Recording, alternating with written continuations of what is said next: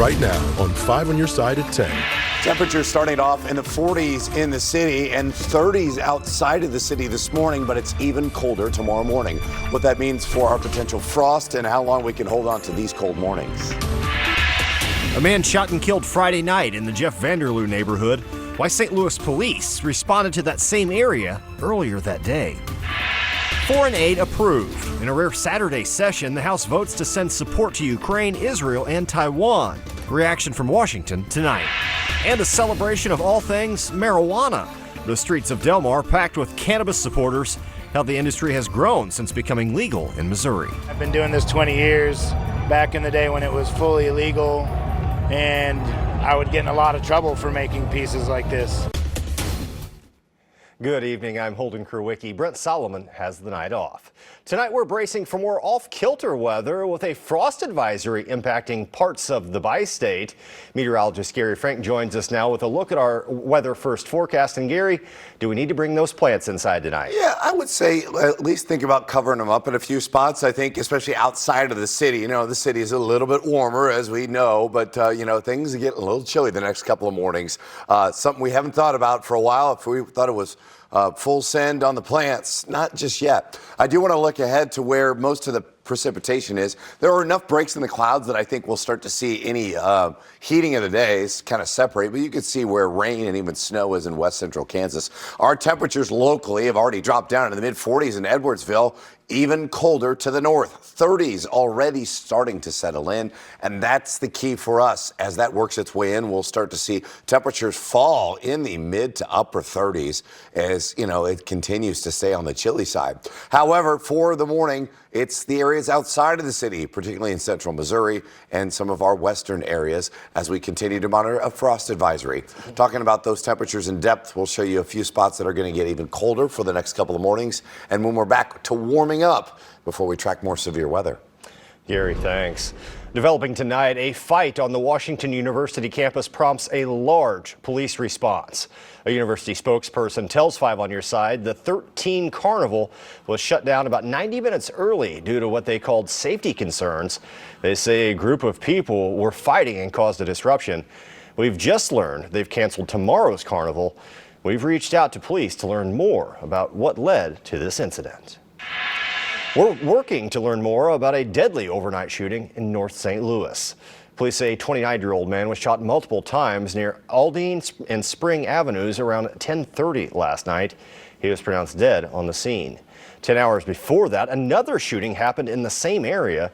2 people told police they got into a fight, and when they tried to leave, someone fired shots into their car, hitting a man. Right now, we do not know if the shootings are related. Police asked anyone with information on either incident to contact Crime Stoppers. That number is 866-371-TIPS. A man is dead after he was hit by a car overnight in North City. It happened just after midnight on Hall Street near Adelaide. Police say a driver was heading north on Hall when the man stepped into the road. The driver says he was unable to avoid the pedestrian and hit him. The victim died at the scene. He has yet to be identified. The driver remained at the scene. Tonight, a man is behind bars after police say he intentionally hit a woman with his truck this morning in South St. Louis. It happened in the Quick Trip parking lot at Choteau and Jefferson around 1 o'clock. According to a probable cause statement, witnesses saw Richard Dooley driving in reverse towards the victim and hit her. She was seriously hurt and is being treated at the hospital. Dooley faces assault charges. April 20th is considered the biggest day of the year for marijuana users. Hours ago, one of the area's largest cannabis celebrations took place along the Del Mar Loop. Our Annie Krall spoke with local vendors about how this date helps their bottom line and brings the community together. 420 Street Fest wasn't about buying marijuana, but instead bringing together a family of growers, sellers, and glass-blowing pipe artists, connecting over what dispensary ambassadors say is one of their favorite holidays, now that recreational marijuana is legal in Missouri. We want equity and accessibility, and so if we decriminalize, we give people more access to be able to support themselves in health and wellness, but we also really uplift the community and the economy, and we uplift people and their rights in that as well. 12 12,000 people packed the Del Mar Loop, providing a huge bump in sales to local cannabis shops. And of course, with the legalization of recreational marijuana just a year ago in 2023, local business owners tell me that events like this help them take their work from the underground and into the light. Whereas before, it's as simple as maybe getting pulled over with a Pelican case with a piece like this in your back seat, and then now it's sitting in some police station and evidence, where nowadays, these police officers can walk by and they want to check the work out. It's a very beautiful object that it's functional. You can hold it, smoke out of it, breathe through it. You pass it around to your friends, and you guys all kind of, consume weed together. So why would some people want to spend $30,000 on a pipe like this? And in my point of view, a pipe is a vessel that so much joy is shared through. People to get together in a circle to smoke herb and to release stress after work. And pipes hold energy. They live a life. Reporting in University City, Annie Kroll, 5 on your side. Marijuana advocates say as they work to destigmatize the industry, they want voters to be educated before the Missouri primary in August. You can learn more about what's at stake right now on the As Seen on TV section of KSDK.com. It's not just a day for marijuana enthusiasts, it's also for vinyl record collectors. It's National Record Store Day, which celebrated the estimated 1,400 independent record stores across the United States, some of them right here in St. Louis. Here's a look at the droves of music lovers who paid a visit to Vintage Vinyl in the Loop. The store had live music playing and offered some special releases just for the holiday. The manager told us they had a line all the way out the door.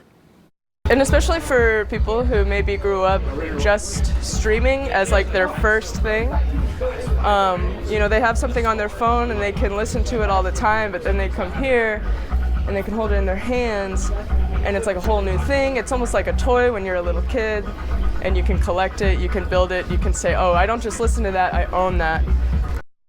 The holiday started back in 2007 as a way to draw more people into the unique culture of record collecting. It happens every year on the third Saturday of April.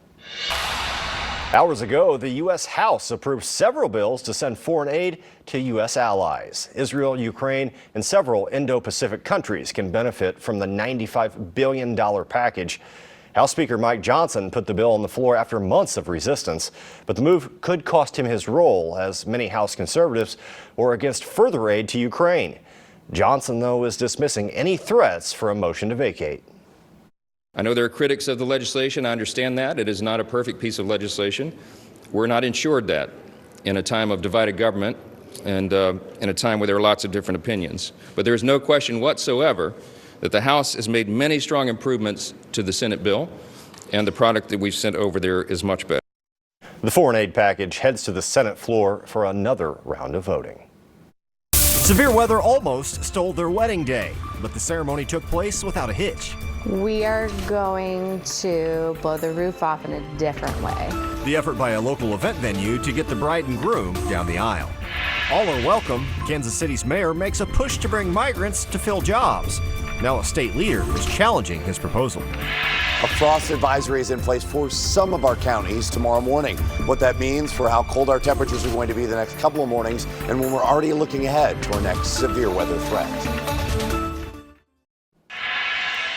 Today marks 25 years since the Columbine massacre. On this day in 1999, 2 students opened fire inside the Colorado high school. 12 students and 1 teacher were killed before the gunmen took their own lives. At least 20 others were hurt. The shooting and attempted bombing lasted less than an hour, but it changed how the country handled mass shootings. Since then, active shooter drills became standard, and police are now trained to converge on an active shooting threat rather than treat it as a potential hostage situation. Developing tonight, 2 children are dead after a drunk driver crashed into a birthday party in Michigan. This happened this afternoon in Berlin Township, just south of Detroit. The victims were an 8-year-old girl and her 5-year-old brother. 9 people, including 3 children, were taken to the hospital with serious or life-threatening injuries. The 66-year-old woman driver was arrested and charged with DWI. Welcome in Kansas City. Mayor Quinton Lucas is openly inviting migrants to his city. A recent Bloomberg report says he wants them to fill a labor shortage. Chandler Watkins gets reaction from labor leaders in KC. Work has arrived and it's going to be here for a while. With construction and manufacturing businesses booming in Kansas City, Mayor Quinton Lucas is looking to migrants across the country to help with the labor shortage in the area.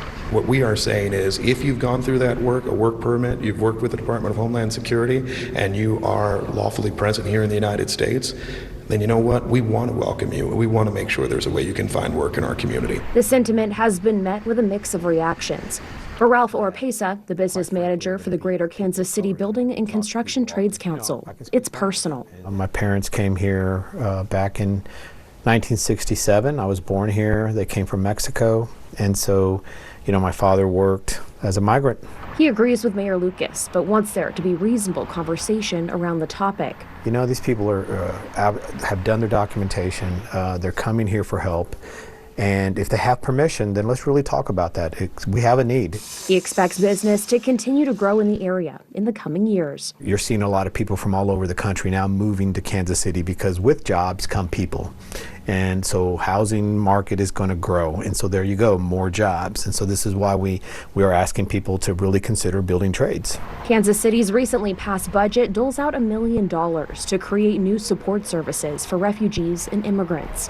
I think Kansas City will be a leader in making sure that we have that decompression, that housing, those services that are necessary to help people get populated here in our country. In response to the mayor's plan, Missouri Attorney General Andrew Bailey is accusing him of transporting undocumented immigrants to the state, which Bailey says is a felony. Mayor Lucas responded, saying the AG's notice has no legal effect and that Bailey has no ability to supersede federal law. Temperatures this morning were a little chilly, 30s and 40s, but we're already very close to these numbers at 10-14. How close we are now, where we'll go overnight, and just why it's just one of a couple of days. I'm looking at frost.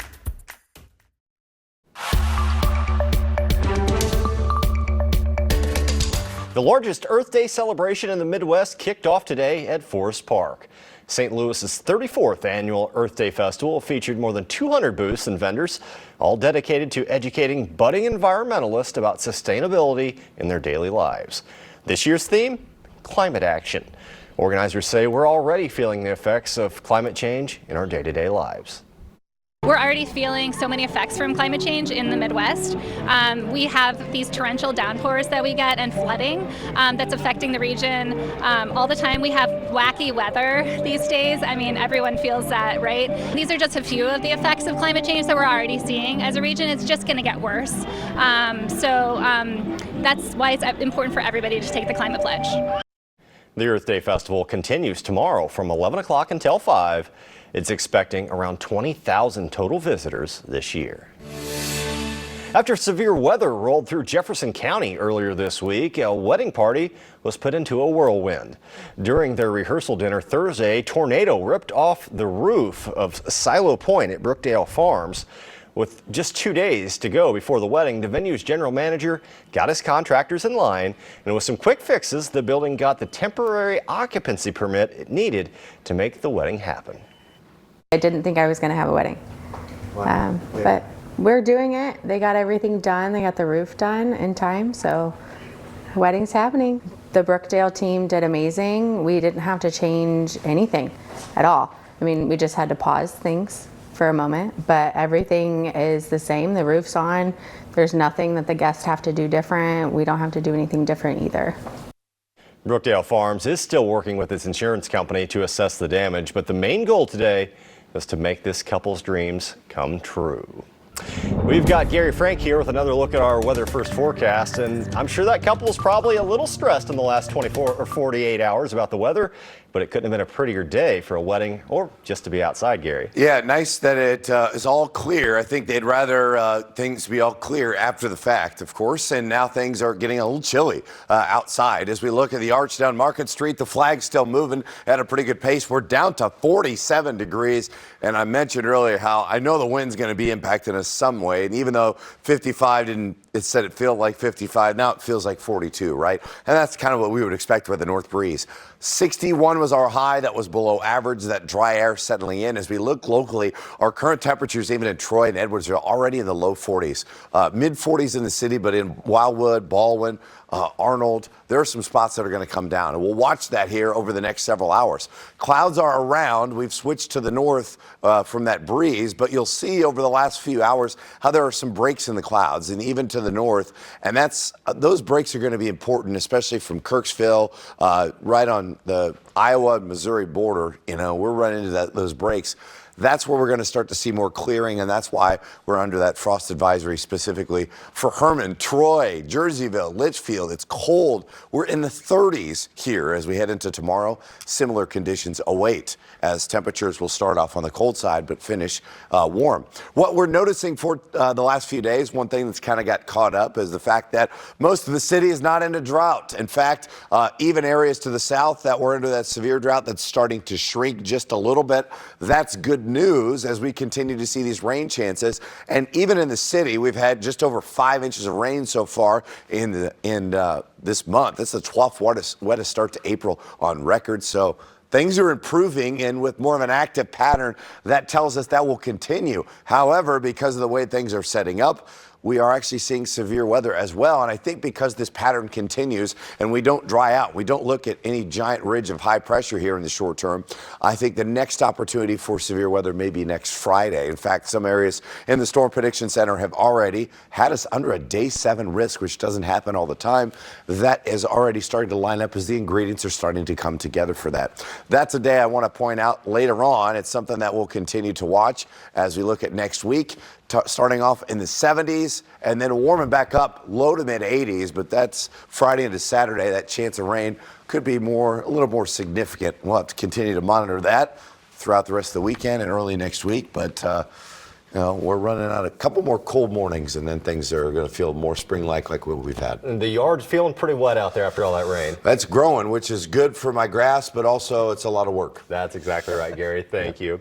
Now let's get over to Corey with sports. Corey, another big day for St. Louis sports. Well, a little bit of everything going on tonight in St. Louis sports, from soccer drama in Kansas City to another rocking Battlehawks performance at the Dome, and some big news for SLU Hoops. We'll wrap up a busy day in St. Louis sports after the break. This 5 on Your Side Sports Report is sponsored by Telly Tire and Auto Centers, driving your way since 1942. They said it on the broadcast tonight. St. Louis City SC and Sporting KC may be the league's newest rivalry, but it's already one of the best rivalries. An intense playoff series last year only raised the temperature, and tonight added another dramatic chapter. You know, City fans would travel for this game. Lots of red in the stands over in Kansas. City down 1 right here, 31st minute, and here he comes. Klaus, of course, tie game at 1. He's fired up. Then City is going to strike again. Look at this goal from Celio Pompeo. Oh my goodness, what a shot. City up 2-1. KC would respond in a big way. They tied it, and then Eric Tommy is going to get out on the break, and he buries it. 3-2 KC. All hope is lost, right? Never give up hope. Injury time. Here comes Thomas Totland to the rescue. He scores at the buzzer to save a 3-3 draw for City SC against their bitter rivals. There's a lot on the line. There's a lot happened here over the course of 12 months. So for us, it was a natural reaction to want to, right, and believe that we can. We thought we knew we were good coming into this game, and we showed it for many parts during this game. So again, yeah, I think the goals were well taken, well deserved. But again, we have to go back to the drawing board for conceding through. We've been so stout the last couple of games. When Josh Schertz to SLU became official, there was one question people were interested in more than anything else. Is the big fella coming with you? Well, today it became official. Robbie Avila is a SLU Billiken. The 6'10", soon-to-be junior center averaged over 17 points, 6 rebounds, and 4 assists a game under Schertz at Indiana State last season in their run to the NIT championship game. He also became one of the most popular players in the country, and he's got the nicknames to prove it. In a statement, Schertz said the best thing about Avila is that he makes everybody else on the court better. What a Saturday at the Battle Dome. The Memphis Showboats rolled into town, and the Battlehawks gave them a long day. On offense, running back Jacob Sailors had 122 all-purpose yards and a touchdown you saw right there. A.J. McCarron completed passes to 10 different Battlehawks, tossed for 3 touchdowns and an interception as the O-line was dominant in front of him. Ja'Cour Pearson made his long-awaited Battlehawks debut. He didn't disappoint. 10 catches for 70 yards and a touchdown. He's all smiles. On defense, the Battlehawks pitched a second-half shutout, and the crowd of 31,000 plus forced some crucial false starts and timeouts. Battlehawks win 32-17 for their 3rd victory in a row. I think we're in a really good groove, but we obviously don't want to get complacent. We want to keep working, keep trying to find ways to get better, keep trying to find ways to make our offense, defense, and special teams better. 2-0 at home. We want to continue that trend. They get a week off, okay, rest, refuel yourself, and then get more tickets, bring a friend. Everybody brings one friend. We'll have 60,000 right in the stadium. Folks, the Cardinals are going through it right now. Game 2 against the Brewers today. Rough start for Miles Michaelis. Reese Hoskins clutches a 2-run bomb in the first inning. Nolan Arenado, he's heating up at least a little bit. Doubles here to drive in Contreras. Cards had a 4-2 lead at one point, but it quickly evaporated. Bryce Terang and Jackson Churio go back-to-back in the 4th inning. Brewers piled on, and they won 12-5. The offense started to look a little better there early in that game, put together some good at-bats. We controlled the strike zone well today, but still needed more. I mean, you give up 18 hits and 12 runs, you're not going to win many ball games. So we got a win, a tie, and a loss today. not quite. It's all over the board with the results. Yeah, a little bit of everything. All right, thank you, Corey. All right, Gary, before we get out of here, let's get one last check of the weather. Yeah, it's we're cool tomorrow. We get another frost possible tomorrow and Monday morning, and then the rest of the week, no more frost, but we'll turn our attention to some stronger storms on Friday. All right, thank you, Gary. And that's all for 5 on Your Side at 10 o'clock. Saturday Night Live is next.